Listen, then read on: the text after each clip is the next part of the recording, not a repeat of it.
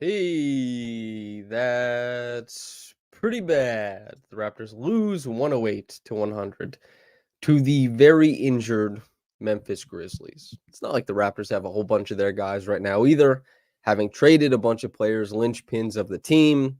Jakob Poeltl remains injured with an ankle. And the Raptors, who seem like they're maybe not such a great team, lose to a maybe not such great team. That wasn't great grammar. A team that maybe isn't so great in the Memphis Grizzlies, 108 to 100. You have Vince Williams Jr. with a huge game. Jaren Jackson Jr. with a massive game, just boogied on everyone. Luke Kennard got a whole heap of shots up. David Roddy with a bunch of rebounds. I think he had like 6 offensive boards. The Raptors got beasted and feasted on in the paint. And they got beasted and feasted on the glass once again.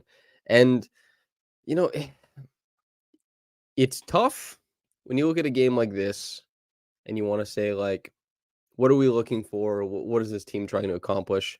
And you see, like, some of the guys who are meant to have, like, big games, like, Quickley is really struggling. Jonte Porter, who had some great moments with the Raptors, relative to expectation, I should say.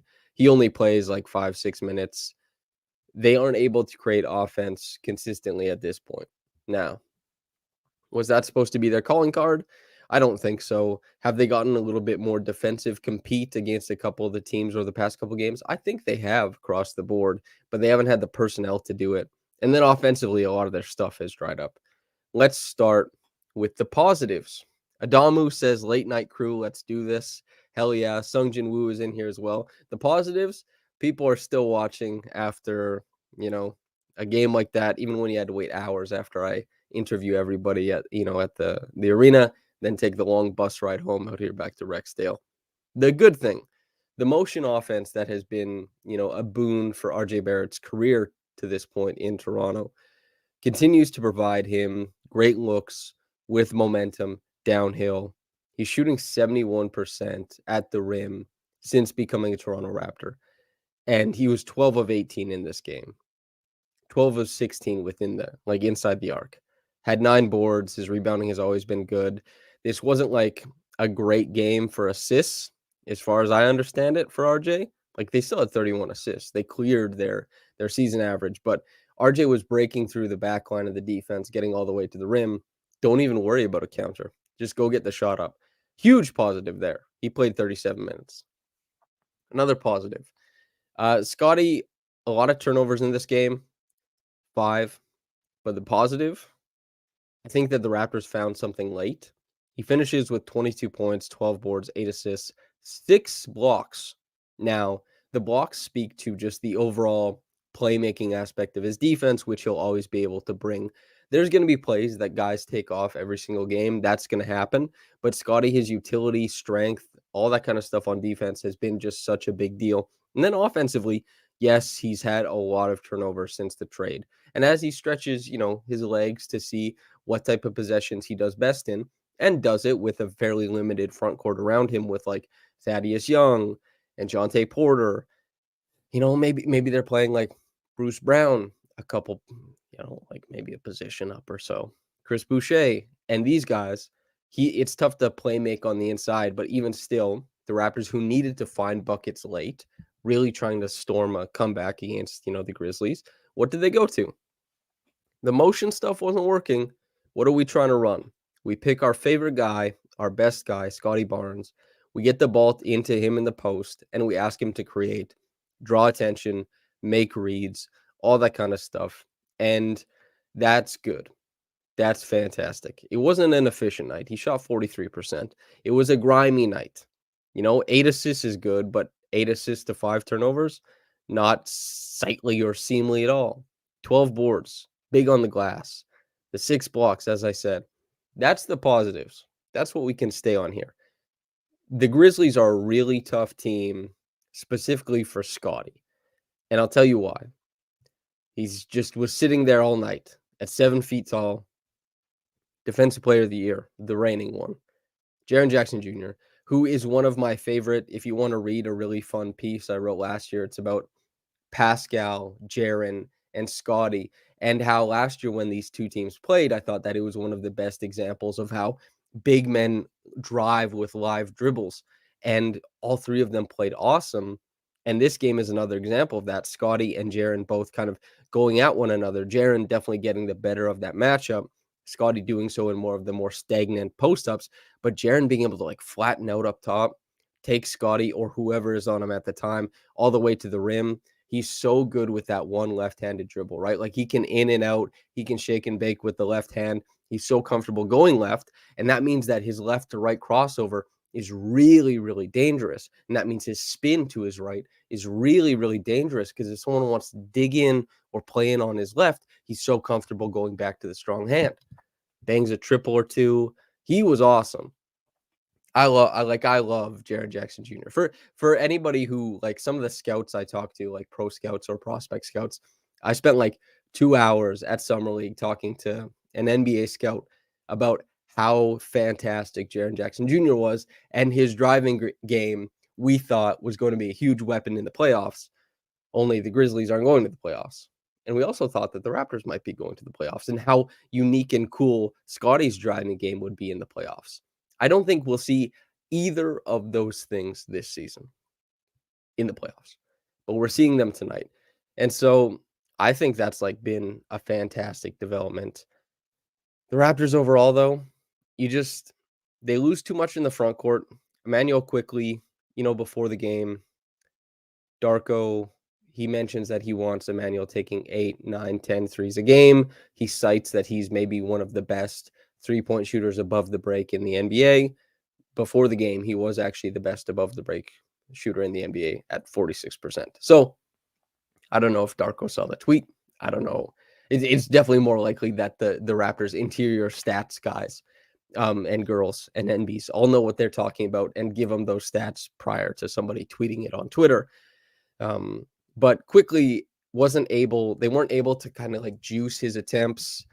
They weren't able to get him loose with a lot of screens. He talked about it post game. We have to set screens higher so he can kind of have a lane to run into. Also thought that one of the ATOs was a twirl action leading Quickley.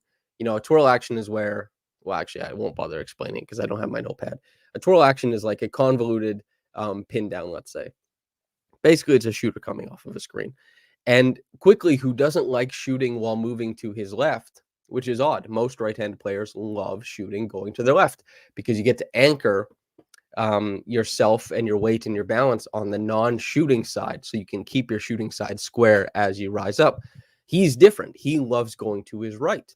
Just some interesting biomechanics, jump shot stuff from Emmanuel Quickley. So he couldn't get shots off. And the way that the Grizzlies were playing with a lot of like hedge and recover or just straight switching, it meant that he didn't have a lot of room to get his jumpers off. They played good defense on him. And, he ends up with 10 assists in this game. He also has 5 rebounds and 2 steals.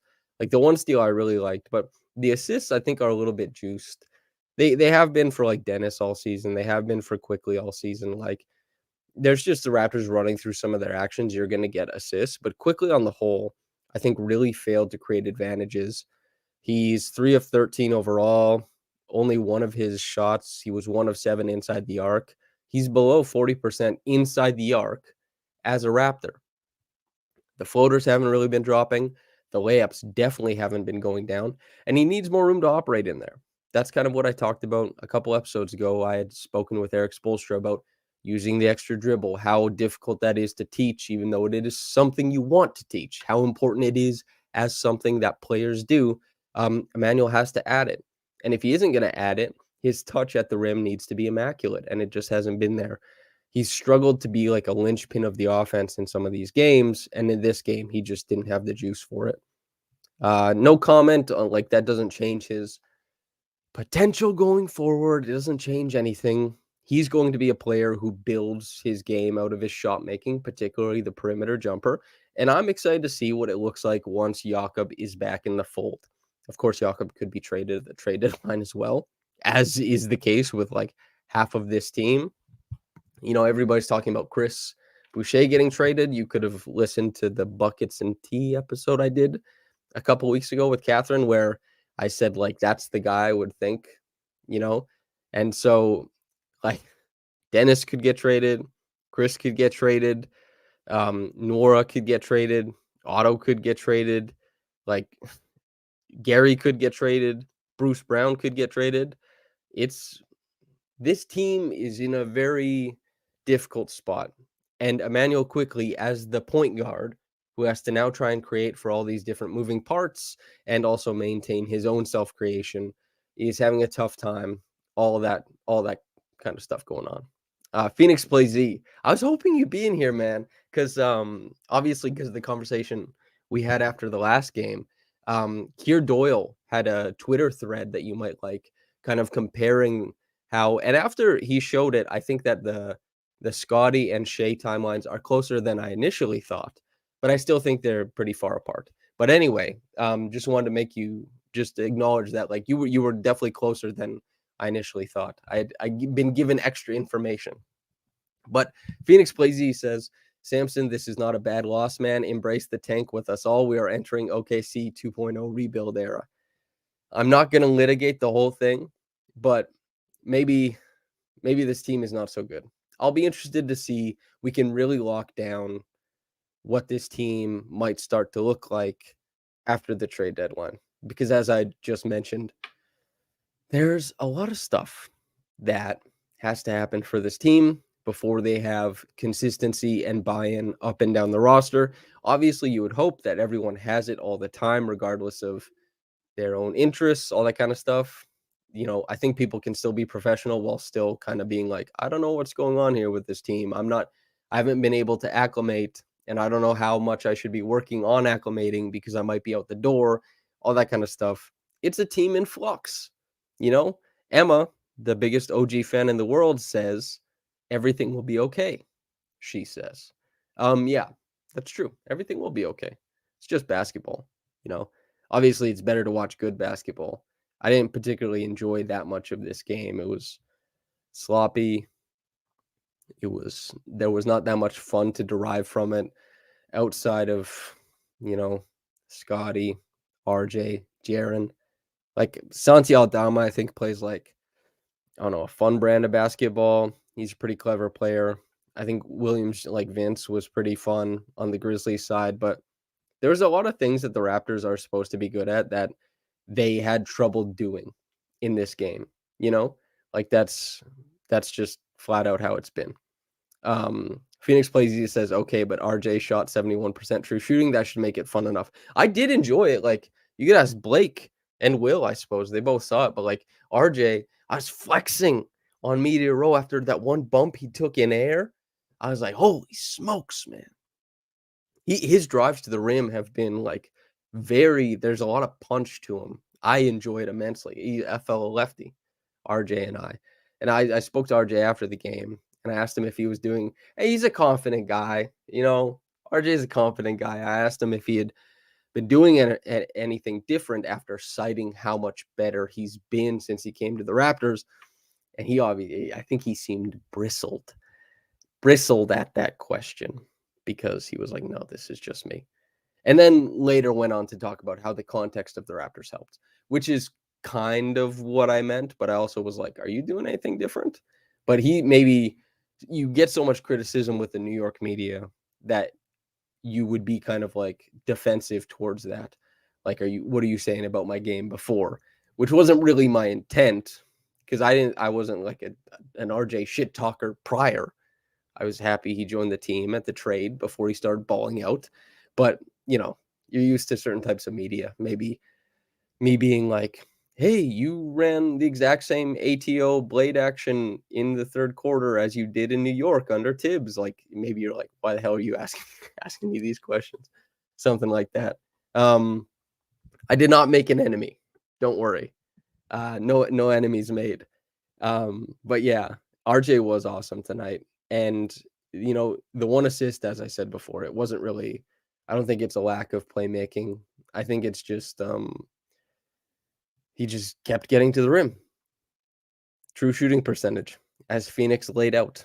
Everybody in chat is calling me mean now. Certainly, that's not my intent. But yeah, the Raptors, I just think that they weren't very effective tonight offensively. And there were some stretches where they were good defensively. And like, that's one thing that I've enjoyed is that Scotty has really been able to, I think, hold down the back end of the defense in time, at times, sorry. It's a huge deal. It's something that is, like, a ton of fun to watch, like, being able to put up 6 blocks is nuts, and it's just a quiet thing for Scotty, right? There's a lot of guys, you put up 6 blocks in a game, you remember that for your whole career. For him, maybe it's just another day. Um, Channel says, "Wanted you to know the pre-roll ad for this live stream was a promo for Saskatchewan." This whole live stream's a promo for Saskatchewan, baby. Anyway, kind of stupid thing to say. Uh, it wasn't that good a game though. The talent on both ends was lacking from what most people expect from both teams, and there's guys missing on both teams, and the Raptors were left in this game to wade through the muck with Dennis Schroeder line drives and eventually finding their way to post ups from Scotty and trying to keep up on the defensive end with a lot of, pretty aggressive point of attack defense. And then the Memphis kind of getting away from all of that and running a bunch of stuff. The Raptors and Memphis both got stuck in the same pattern trying to score. It's just Memphis went to above the break isolations, and the Raptors went to below the break post ups. And that to me I thought was interesting because both teams got stuck with like kind of underwhelming guards, not a lot of pop there, whether it was like Quickley and Gary getting stuck above the break and not being able to turn anything downhill, or maybe if you want to talk about like John Conchar or Luke Kennard, those guys not being able to get downhill, even though they're filtering through a whole huge sequence of like dribble handoffs and stuff like that.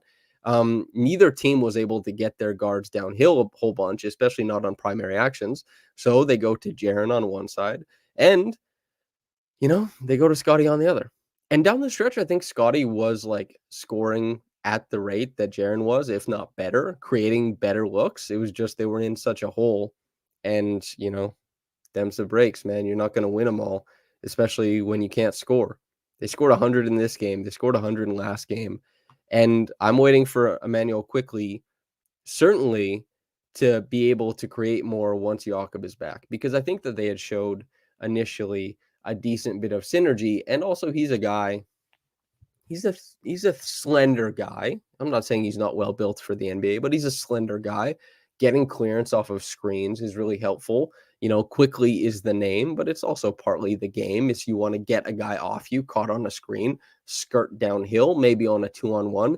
It's harder to achieve that with Jonte. It's harder to achieve that with Thad. When Thad is there, I talked to Darko about this after the game, but they go to a lot of delay action because a lot of these guys are like moving parts. They're just getting plugged into the Raptors for however long. And on top of that, everybody knows delay. Every NBA players run delay. So you run delay. And Thad is the decision maker in delay in that 5-out offense. And maybe that doesn't work the best for Emmanuel Quickley, but that's kind of what they're running. And the pick and roll with Thad is like not going to put him rolling to the rim with thunder and applause. He's going to short roll, and they might be aggressive on ball with Quickley. So you're just getting the ball out of his hands, and it's not really getting anything downhill. It's maybe getting middle, but high middle. And then you're going sideline, and then you're going above the break, and you're just trying to find that shot. It's tough, and then you shoot 35% from three, and you only make 8 of them the whole game. It's tough to create offense, except from RJ Barrett and then later Scotty Barnes. But it is pretty crazy. Thad was third in scoring tonight. That's how destitute the offense was. And yeah, we're waiting on shoes to drop. It's not even like the other shoe. It's like shoes, plural, a lot of them. Coco says 17-ish more days until we know what we look like going forward. Yeah. And I suspect the players are going to enjoy that too. Also talking to Darko about, what this 3-day rest will mean, because they'll get a couple more practices in and they'll get a lot of that kind of stuff. I guess we'll see if anything looks better after this 3-game stretch, but I think that's maybe a little bit idealistic. Of course, that's what, Darko will say. He's the coach. He wants to go and work on stuff. That's his job. he should be excited for any time he gets practice with these guys because he's the coach, and practice is where he most meaningfully gets to like lean in and coach these guys. Which also leads me to, you guys will get the early stuff. I'll have a piece out tomorrow about Darko being like a really well loved developmental coach. So this is going to be the lead to the piece. I'm walking in the tunnel. There's the photographer, snaps a picture of Darko. We're coming out at the same time. Shake hands, say hi. I got my camera. I'm going to take all my pictures pre-game of the guys working out and kind of pay attention to what drills guys are going through. And Darko and I hit the court at the same time. Who's out there but Desmond Bane, who didn't play in this game, but is a player who is given a testimonial about Darko and how important he was to his development. And so I'm like, oh, this is going to be cool because like as soon as Darko steps out, Dez has this big smile on his face, and Darko does too. And it's a picture on my Twitter, but I got a picture of them embracing each other, and they had like a great little chat, and it's cool to see that. And I asked him about it pregame, and he had like, is that something you love about coaching? And he said it's the thing that he loves most about coaching is the developmental aspect, seeing players grow. And then Darko, after he catches up with Dez, he walks down to the other side of the court. Grady is working on stuff in the corner. Darko steps in, shows him some footwork stuff, walks through stuff. I also have pictures of that on Twitter as well. But it was just cool to see a guy, who had such an impact as a developmental coach, as just a coach in general, a person in general, on Desmond Bane's early career. And then he walks over immediately to Grady, starts giving pointers. And it's like, hell yeah, nice to see coaches doing that. And so I asked him before the game, like, what that means. And then also, talking with Taylor Jenkins too, before the game, who coached with Darko, was Darko's head coach for a time. And that was cool to see too, because Taylor, he was like, Darko is one of the best basketball minds I've ever known. Talked about him being like a great man, great husband, a great person, and somebody who has like an effervescence about him to impact the people around them, not necessarily just with positivity, but with, really sharp intellect for the game. And so it's those types of comments that make you feel like even on a night where the Raptors lose to a bad team, because the Raptors don't seem like they're a good team at this point in time, you have a guy like Darko who has testimonials from players all over the NBA, be it like Desmond Bane or Devin Booker. Hopefully in a few years, it's guys like Grady and Scotty. And coaches also give him a lot of his due as well. You think like that guy can kind of shepherd you out of what will be like a time in the franchise that requires patience. There's a reason Masai cautioned patience. He had an idea about what was going to happen going forward, and he cautioned patience. That's going to be necessary. Grady, we could talk about then. Not like a good Grady game, but that's not a big deal. So, not a huge game for Grady. As I said, you have guys like Emmanuel Quickley getting trapped above the break, not being able to find space for his own shots, not being able to create his own shots. This wasn't like a free-flowing offensive game. The only one that really was post-Pascal trade was that Miami game, where Miami, it looked like the Heat team. They walked out of the club and into the game. It seemed like Grady, it was free-flowing. He steps in and cashes triples in that game, of course. But like got one shot up in this game, missed his corner three. It wasn't a huge deal for him. And I thought he also played really well, albeit with like more garbage time against the New York Knicks. So there's been some shot making from him, but largely he's still a guy who doesn't want to put down more than one dribble, who is like competing like hell just to be mediocre defensively because of like some physicality stuff. And he can be in the right place, but if he's gonna he took a charge tonight, which was nice, and if he's gonna be like in the right place but not be able to contend with some of the physicality in those spots on the court, it's gonna be tough. But this team is no longer about winning. Even when they were about winning this season, they weren't really doing it. So the pivot has been made. You can play a guy like Grady, have him go 0 for 1, just get some like jog up and out, get some cardio in. That's the game. It wasn't a good game for Grady. Nothing big or that important happened. In fact, a lot of it was underwhelming. But that is his right as a rookie.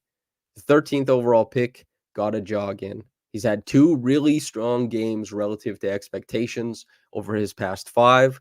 That's good. We are moving forward. Emma says Grady actually getting a chance. Thank God. Yeah.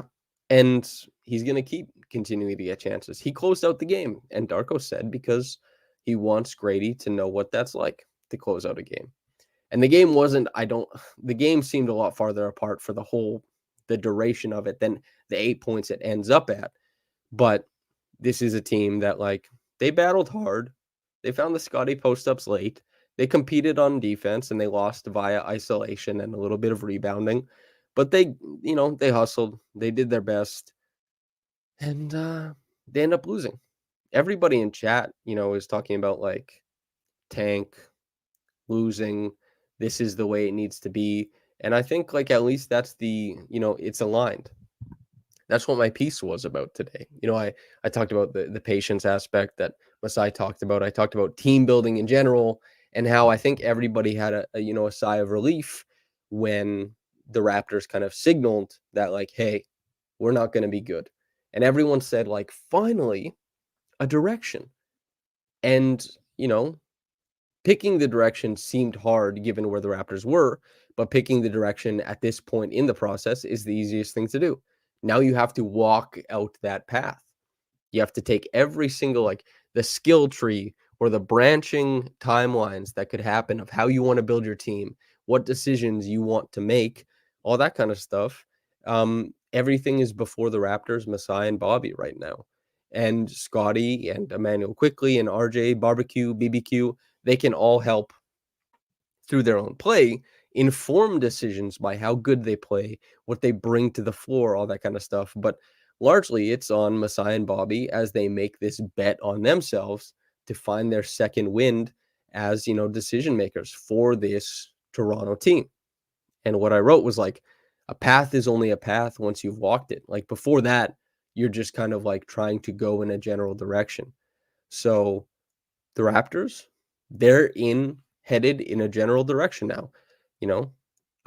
X Jiu-Jitsu X says, or sorry, YG7 says it's pretty much a blank canvas. And I agree. The Raptors could try and build a lot of different ways from here on out. We'll see what they're able to muster. But on a game like tonight, where we talked about some of the things they struggled with, some of the things they succeeded at, it's it's just another loss. The Raptors were losing when they had, high ideals for this team and expectations. They were losing.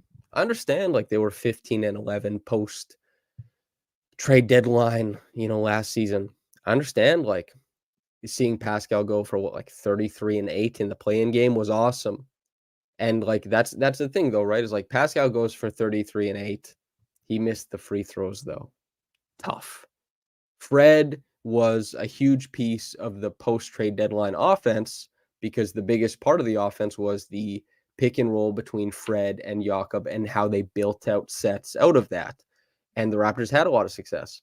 But what happened in that play-in game is Fred, they started switching Nikola Vucevic onto him, and he couldn't score on Nikola Vucevic. So the Raptors' offense dried up. The guys who were here had a bit of a chance to make more of an impact, and encased in good performances were these letdowns. And, the Raptors didn't really get a chance to retain that team. Fred walks out the door. So it begins. They made it 35, 36 games before, OG is gone. 8 or 9 games later, Pascal is gone. Now there's guys who came back from those trades who could also be gone. I mean, half the roster could be, I'm not saying half the roster will be traded, but half the roster could be traded. It's there in flux. And we see what happens now. All the aforementioned guys, Pascal, Fred, OG, should be well loved in Toronto and into the future, but they're no longer a part of it. Emmanuel Quickley, RJ Barrett, and a Scotty Barnes above all else will have a chance to like stamp themselves on this franchise. And we'll see who else comes along during the ride. But patience indeed. And a general direction indeed. But we don't know what that path is yet. And neither do they, quite frankly, because a lot of it is not only context dependent on how the players develop going forward, but it's context dependent on who becomes available around the league. It's context dependent on a million different things that you couldn't possibly project. You just have to, as a decision maker in the NBA, especially at the top end, a job many people would take because it pays handsomely and you're doing basketball and all that kind of stuff. I would do it. I don't think I'd be good at it. It's a difficult job. They have a difficult job ahead of them, Bobby and Masai, and we'll see. Tonight, not a great performance. In the future, I guess we'll see. Flavius Film says, what do you want for Bruce Brown? I believe the reporting around that is that the Raptors are looking for like a rotation player or a young player and a pick, if I'm correct, right? So I feel like you're hitting big with Bruce Brown if you're able to, Bruce Brown, I think and it really can be an impressive player. He was obviously a huge part of a championship run, a championship winning team.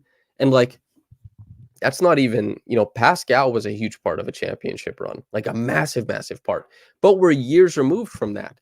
Bruce Brown should have a lot of cachet, on the, I guess, in the trade bubble or whatever the hell, because, we're looking at a guy who was just part of this fantastic, fantastic team. And he's such a heady cutter. He's such he has such terrific feel for the game. He should be a guy that a lot of teams look at, a lot of contenders look at and say, that guy could fit. That guy could be right there with us. Yeah.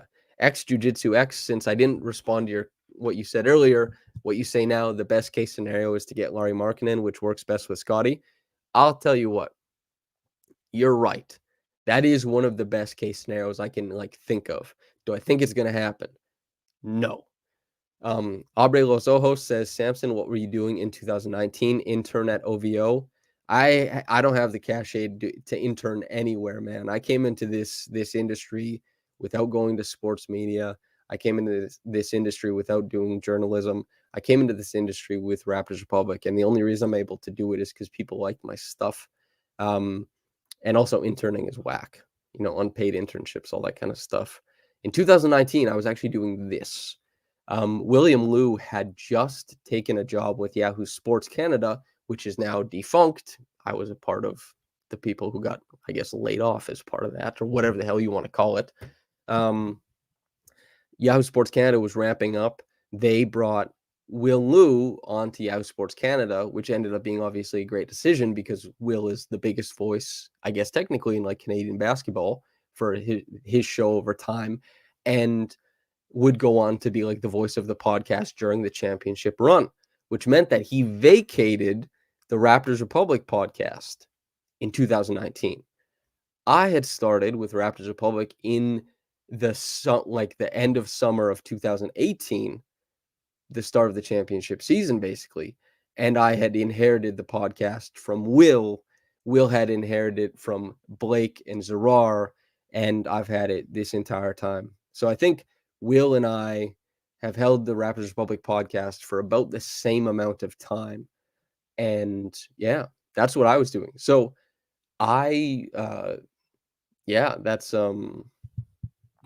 that's what I was doing then. So I was actually covering it. You go if you wanted to, but you shouldn't, because I think it's worse than it is now. But you could listen to the reaction podcast of the Raptors winning the championship, or after the Kawhi shot or something like that. But I was writing a lot of articles, and I was I don't know. I do a lot now, obviously, but yeah, I was doing a lot more written stuff back then because I hadn't taken on the podcast yet. Then once I took on the podcast, I was like, okay, cool.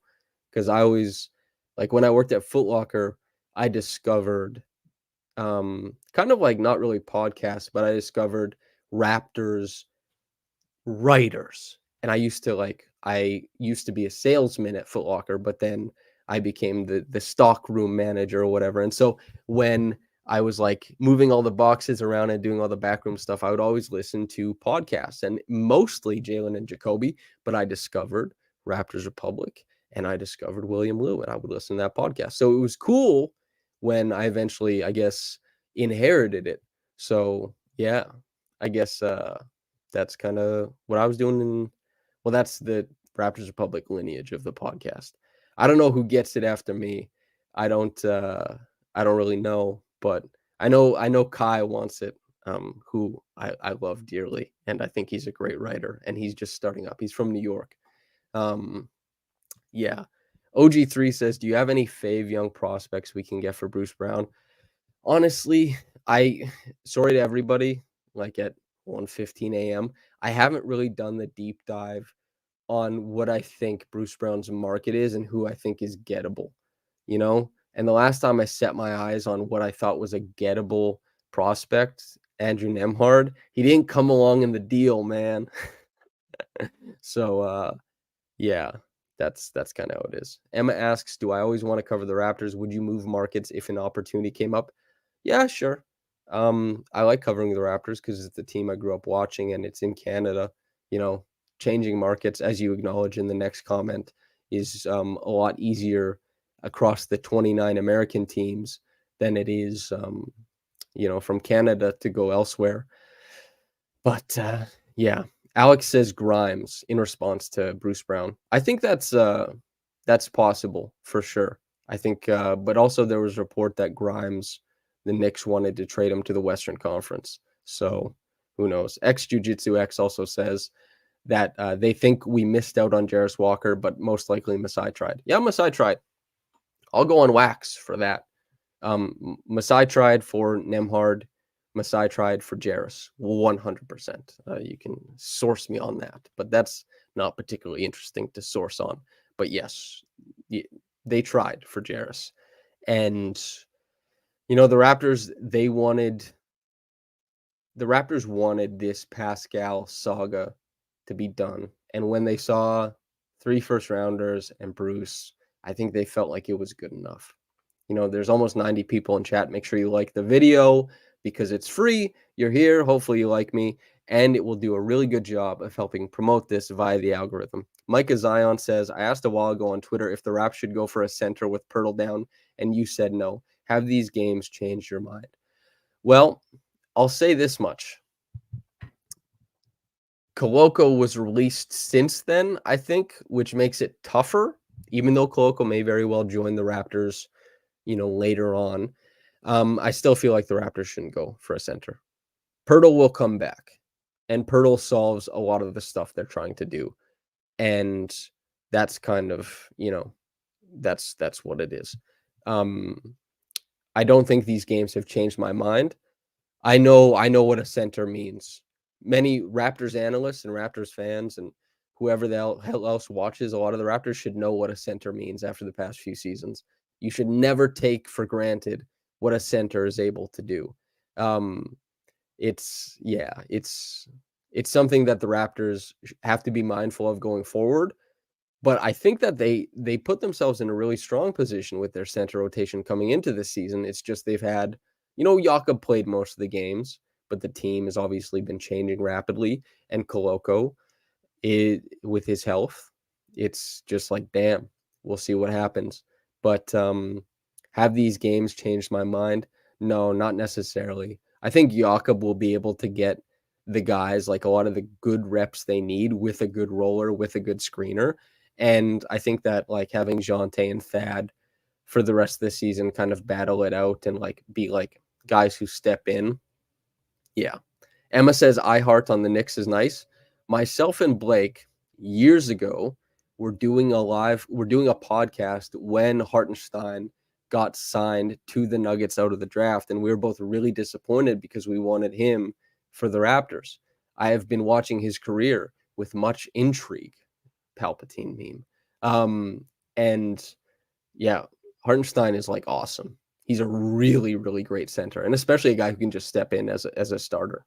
So yeah, I guess we'll see what happens. Coco mentioned that I missed a chance at a plug. Yes, I'll say it right now. Okay, so I think I have most of the guest list for the podcast. If I'm missing anybody, I have a video coming out on it. 888 MJL says, I think they might go after Claxton in the summer. I would love that. I really adore Nicholas Claxton's game. I think it's awesome. But February 6th, Rivoli, downtown Toronto. Last year we sold it out. It's a live podcast. Myself and Lewis, there will be 2 panels.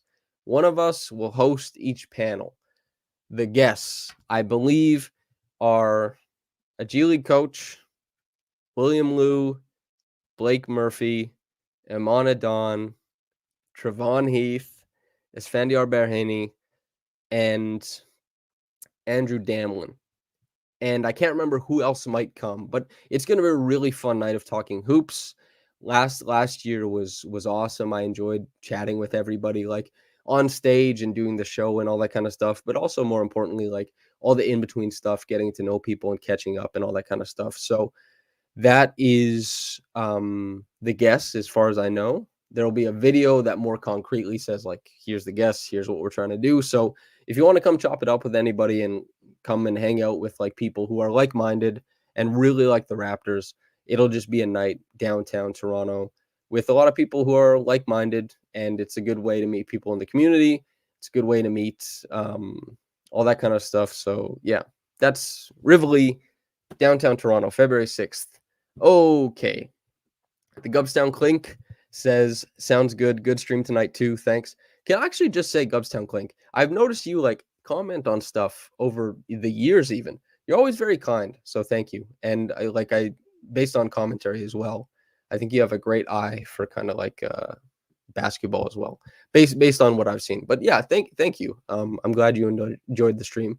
Micah, quote, Lewis's panel is how to fit history metaphors into Raptors coverage.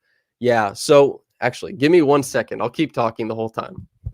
So this is all a bunch of stuff, but if you come to the live podcast, what you'll be able to purchase for very cheap is I cut the sleeves off of mine, and my apologies to audio listeners, but a Minute Basketball shirt.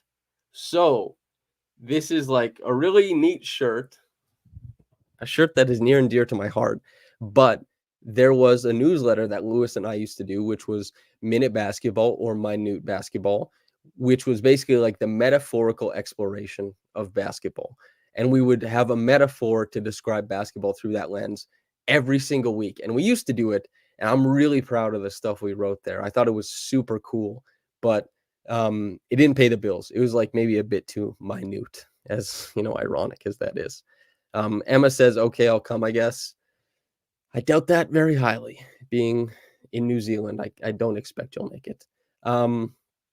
Coco says players as ships. Yes, that was really funny too, because Lewis had Ben Simmons as the Suez Canal when it was blocked up by the one ship. I can't remember what the ship's name was, but yeah, really fun. Yeah. OG3 says, did you see Chris Finch's quote about Cat's game? Yeah, I did. I actually hated that. I think coaches should really try and stay away from the paternalistic talk, because everybody's adults, you know, in the NBA for the most. Well, you are an adult by proxy of being in the NBA. And I think saying like the same way I think that Masai probably regrets using the word selfish, because then it ruminates and, you know, gives people license to use it all the time, and then it sticks, and then players have to deal with that kind of stuff because the GM or the, you know, the president said it. Using the term immature, I think, is not good. And I typically don't really agree with calling out players in media, because you can go talk to them. Like as crazy, and I say this having covered, you know, Nick Nurse all last year, where you'd talk to Nick Nurse and he'd say some stuff on wax, and then you'd talk to like Chris Boucher or Precious Achua or Gary Trent Jr. and say, has he talked to you about this? And they'd say no. It doesn't seem constructive to me, you know? And that's part, like, NBA coaches have to be great at what they do. I think like, I think that they have to be great at what they do from a basketball point of view, decision making, rotations, scheme, style, all that kind of stuff. Of course, but also part of the job is knowing that like you're dealing with some of the best athletes in the world who have I think like big egos because that's what is required of them. Big egos, major confidence, basically every player, even if you're like a role player in the NBA, you were the best player everywhere you grew up, sometimes even in college, right? So being able to manage those types of personalities is really important. And I think like, I don't know, lambasting people in media, I don't think it works that well. And it's I don't know, would stay away from like paternalistic terms probably. Anthony Edwards had a comment on it after the game too, and I thought his answer was better than Chris Finch's. All that said, I really liked what Chris Finch did as a coach in Toronto. I've really liked what he's done as a coach in Minnesota. I think he is a really good coach, but I think that comment out to media missed the mark for me. But yeah, that's kind of where I am at with that. Hopefully not a big deal what they're like. Minnesota's 30-13 now. I really love a lot of what they do in Minnesota. I think that they're like, it's a really impressive team. So yeah. X Jiu-Jitsu X says Edwards versus Scotty are both the face or Edwards. Shea is the face of the NBA going forward. That's what everybody like. I know I'm supposed to say it's Scotty. Like, sorry to Scotty. He can be the face of the Raptors, and he is right now. Actually, this is a great comment that I agree with from Aubrey Los Ojos. Says coaches get away with it because most fans don't give players the proper respect / humanity either. End quote. I agree completely. I think a lot of times people want coaches, fellow players, or shock jock analysts to use terms that are dehumanizing towards players because it makes people feel better about like the heinous stuff they say about players. They want it to normalize. And who better to normalize it than the people who cover the league or the people who deal with the players, right? Or coach the players. And so that's why I think the people who are in those positions should be really careful about the language they use. But great comment there. But yeah, I think Shea is the face of the NBA going forward. He's at Fashion Week. He's everywhere, man. And he's so damn good. Like, I think Wemby, or sorry, not Wemby. Richard Pilsky commented Wemby. Wemby could be the face of the league, certainly. But on top of that, though, like, Embiid could win MVP this year. He's probably the odds-on favorite. But Shea is going to be right there. He's that guy. I've been saying this for a long time. I've been on Shea for like a long time. Yeah, that's something I'm very, very interested in. So, yeah. To flip this back to Darko, though, as Aubrey Los Ojos says, it's the old Phil Jackson style paternalism that people didn't understand was problematic in the 90s and aughts. Agreed, I think. And then on top of that, like Darko met with Phil Jackson, a couple weeks ago, which was cool because Phil is obviously has a big impact on many different coaches. But also, I think that is a cool inflection point because Darko is seen as more of a collaborator with players. How can I help you? What can I do here? Yes, this is my system. Yes, this is kind of like my brainchild for how we want to run things, but I'm here for your success. And all of the testimonials are from guys who I think do got guys who believe Darko does it with like a good heart and good intention. And that doesn't mean that Darko is the best coach. It doesn't mean he's a championship level coach at this point or anything like that. But it's good to have good humans in and around the players. You want that stuff to, replicate. You want that stuff to multiply. And it helps when that kind of stuff happens. So yeah. Grateful for Darko's approach, and I think the players are too, even if the wins aren't coming. So yeah, the chat is very, very let's say elevated as far as like the terminology. Just there's too many people talking about it, but everybody kind of like joining hands to admonish some of the loaded language around the NBA and the way humans are discussed. Awesome. Yeah, Aubrey Los Ojos asks, did Shea play any other sports growing up? I don't know. but he's like biomechanically is able to achieve like incredibly unique things. If you told me he was excellent at rollerblading or figure skating or was great at soccer or hockey or whatever the hell else, it wouldn't surprise me. But I have no idea about Shay's childhood, to be quite honest with you. But we're 50 minutes in, and that feels like a podcast to me. And about 35 of that, I think, was about the game at hand. So thank you to all the audio listeners for sticking in. Before I get out of here, make sure to like the video, people watching live right now. Thank you to everybody for joining in at like 1 p.m. or sorry, 1 a.m., which is late. I'm going to go make some ramen and write a piece. That's what I think I'm going to do. Okay. Thanks, everybody. Just for being insightful and engaging. Makes these things way better. Okay, I'll see y'all. Oh, and make sure to come back to Raptors Republic, the YouTube page tomorrow, since Esfandiar Berhaney, formerly of the Steve Dangle Podcast Network, where he did fantastic recaps. He'll have one. He's doing them for Raptors Republic now. So come back here tomorrow morning, and hell yeah. And if you want to subscribe to the website, feel free to do so. RaptorsPub.com. Okay. Thank you to everybody for listening. And whether you got into this in the morning or at night, have a blessed day and goodbye.